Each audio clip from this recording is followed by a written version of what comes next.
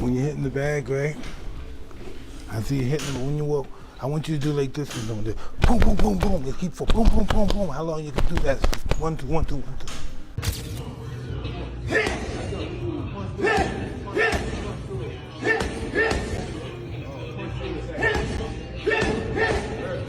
Jake Paul, I think when he weighed in for Mike Tyson, was 227 pounds.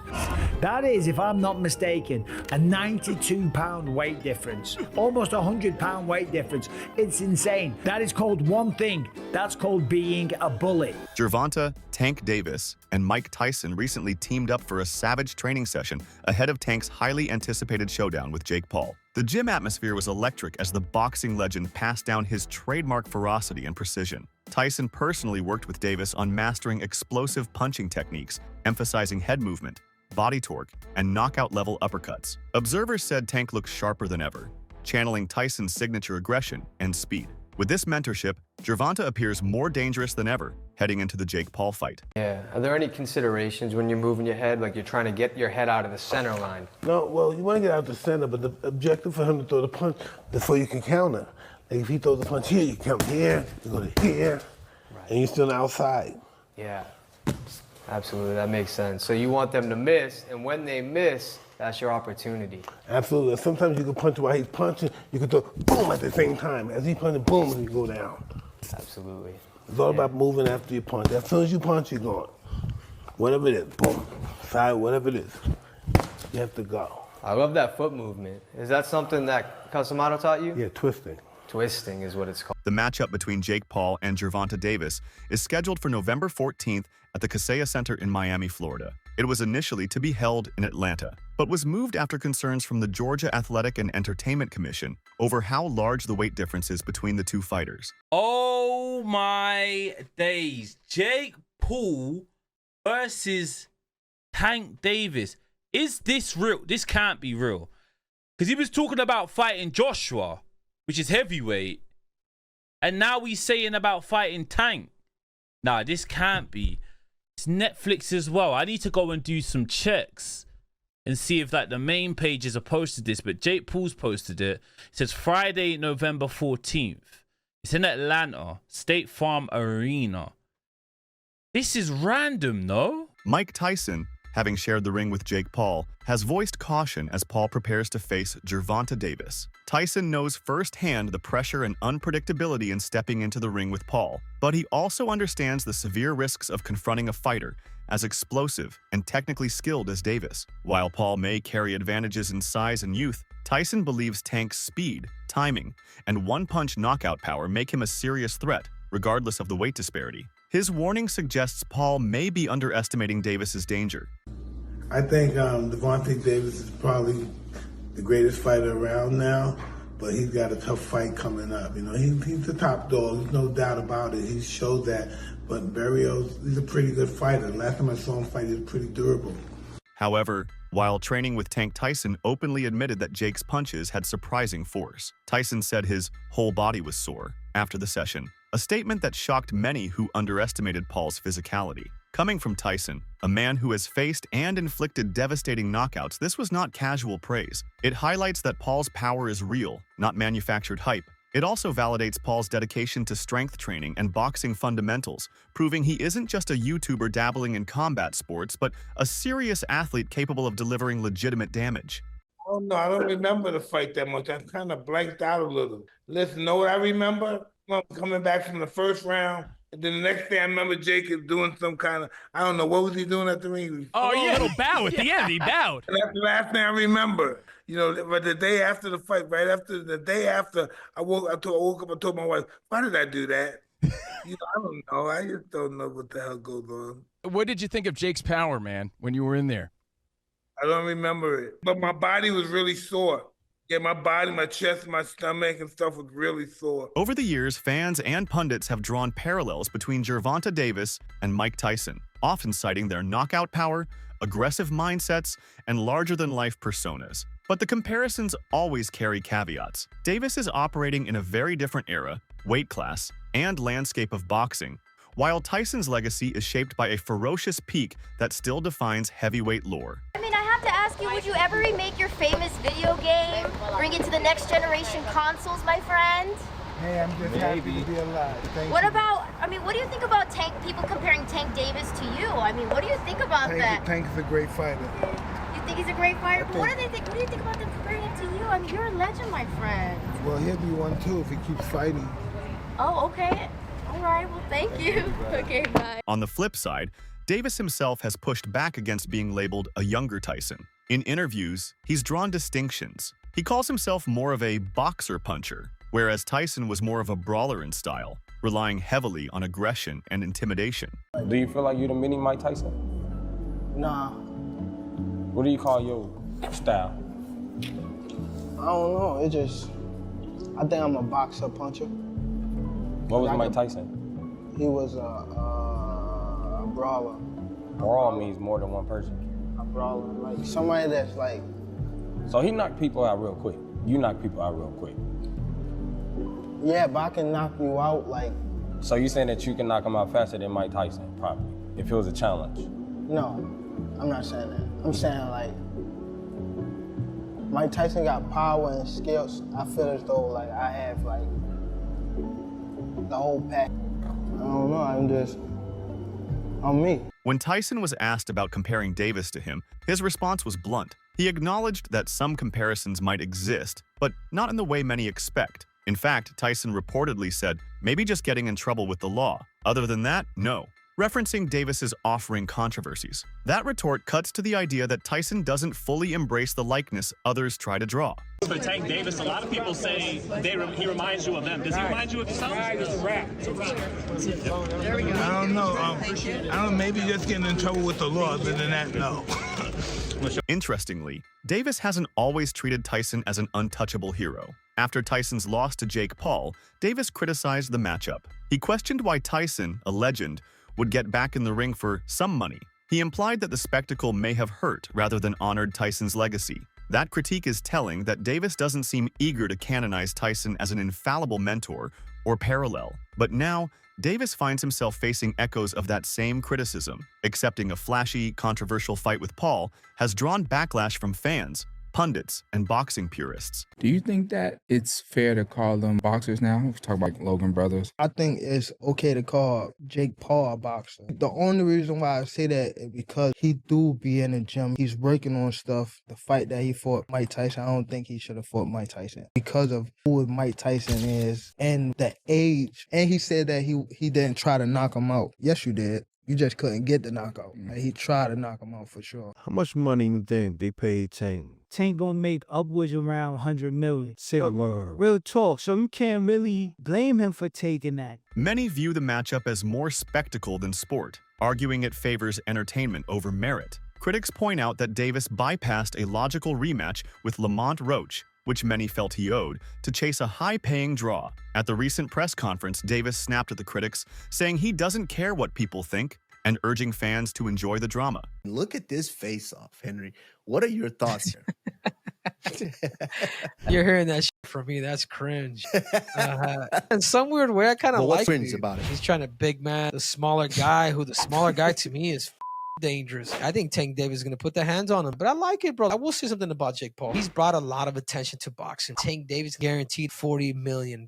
If you were in that position, would you fight Jake Paul? Oh, hell yeah. You got to give Jake Paul his flowers. Mike Tyson, Anderson Silva, Nate Diaz. Jake Paul is a disruptor, and he's done a phenomenal job at that. You get big and famous enough to where they would just hand you the title shot and completely throw out the ranking system. If Jake Paul was to do that, I think that'd be the greatest sports accomplishment in history. Going from a Disney Channel kid to a YouTuber to becoming a world champion.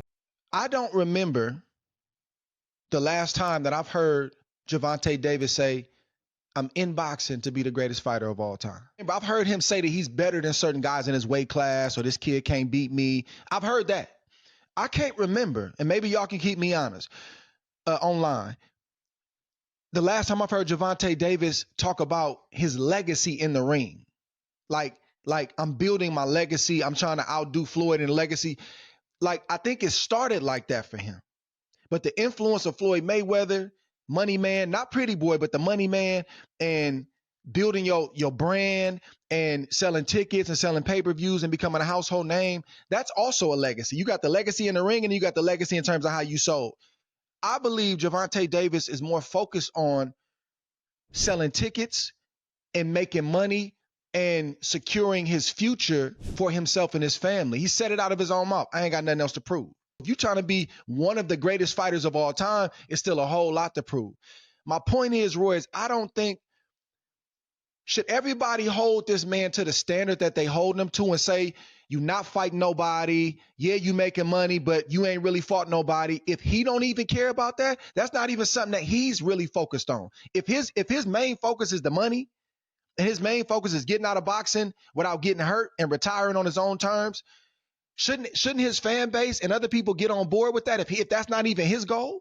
How can we hold him to something like that if he don't even hold himself to that? Mike Perry, known for his raw and unfiltered takes, strongly criticized the idea of Gervonta Davis stepping in against Jake Paul. According to Perry, Tank Davis is not the knockout artist he once was, suggesting that his passion for boxing has dimmed over time. Perry further added that when a fighter loses the pure love for the sport, it becomes extremely difficult to compete against opponents who are naturally bigger, heavier, and more motivated. He emphasized that Davis, despite his skill and speed, would face an uphill battle against Paul, who could enter the ring nearly 180 pounds heavier. That kind of weight discrepancy is not a minor detail. It changes everything about the way punches land, how stamina is tested, and how much punishment a fighter can absorb. Your buddy Jake just signed on to fight Tank Davis. What do you think of that fight? He's got like 100 pounds on him. Yeah, you know, and they say that there's a large weight discrepancy. Like, me and Jeremy are the same size.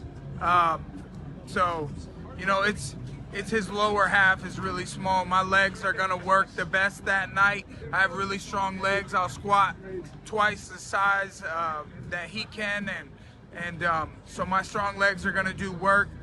Jake is big. Tank has a lot of skill, but I don't think he's the same Tank that we saw the most incredible knockouts. We saw him, I mean, Lamont Roach performed great.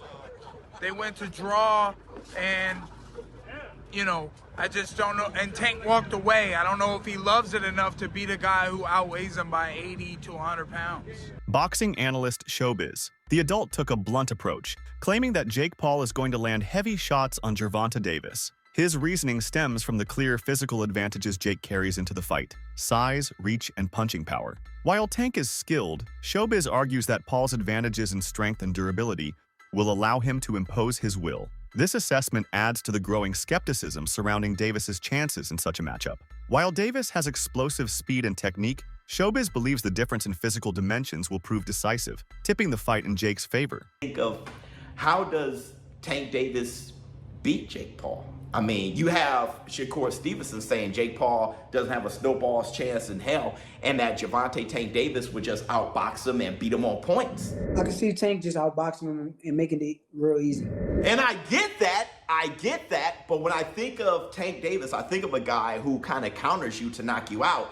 I think of a guy who's not really a busy fighter. And this isn't just a size thing, because hell, if it was Jake Paul versus the prime Manny Pacquiao, I would say Manny Pacquiao because of Manny Pacquiao's style, how busy he is, how he hops in and out, I think he would collect the points. While Tank Davis, I think he punches the least amount of all fighters in the world right now. So do I think he can one punch KO Jake Paul? Well, the thing is about Gervonta has really shown a huge amount of concern fighting anything north of 135.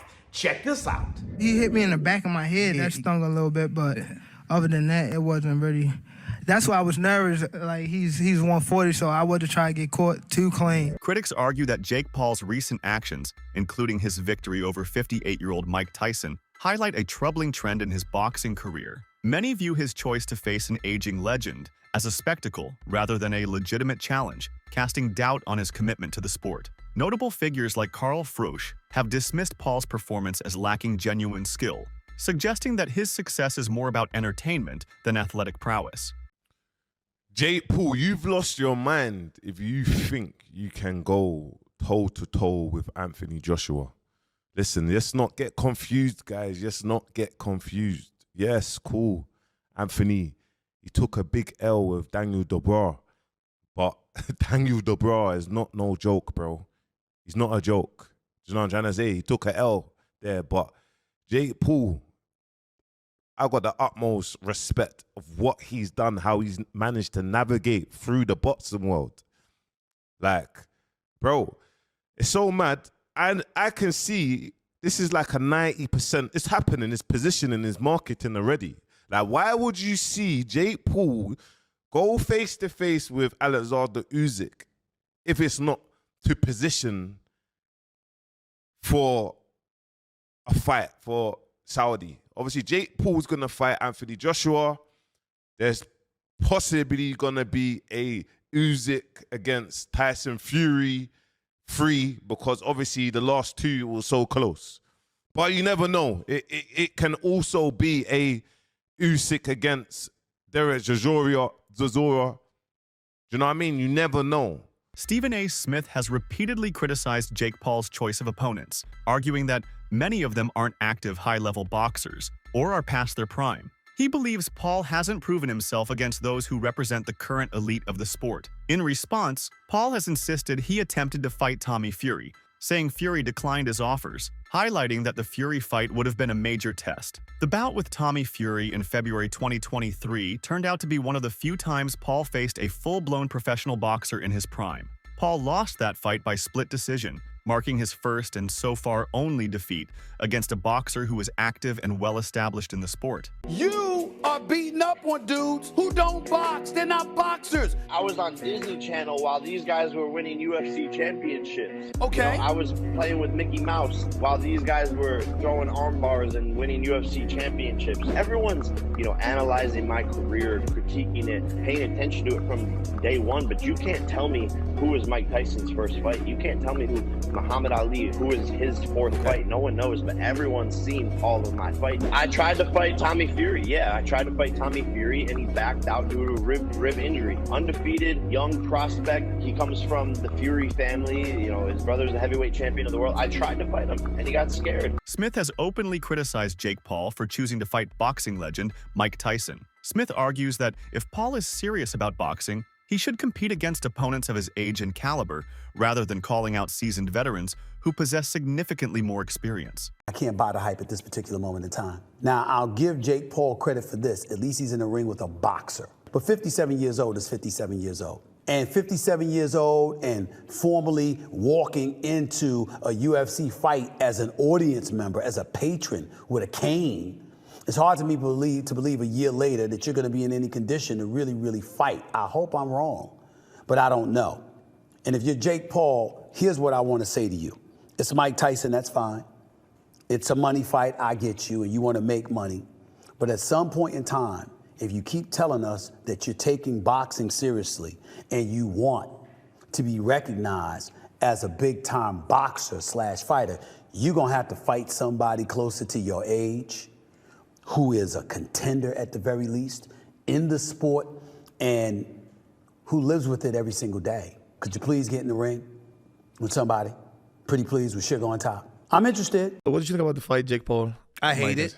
And Jake Paul's starting to piss me off. Mike Tyson is 57 years old, man. Jake Paul been training with professional boxing trainers for years. He takes the sport very, very, very seriously. Thank you. So let me ask you, that's the question I have, because great kid, great businessman, by the way, amazing. And I know how he does all this, the character and the persona. We keep saying that he doesn't want to be a boxer. He's not a boxer. But then Jake Paul is a boxer. Yeah, exactly. That's my point. Exactly. He's a boxer. He can fight. I respect it. So go in there against fighters. You should be climbing the ladder towards those other fighters and taking the sport seriously to the point where you're fighting actual boxers. Now he decides to fight a fighter, a real fighter, which is Tyson. But Tyson is 30 years older. Stop this nonsense of going against dudes that either ain't boxing or is 25 years removed from the sport.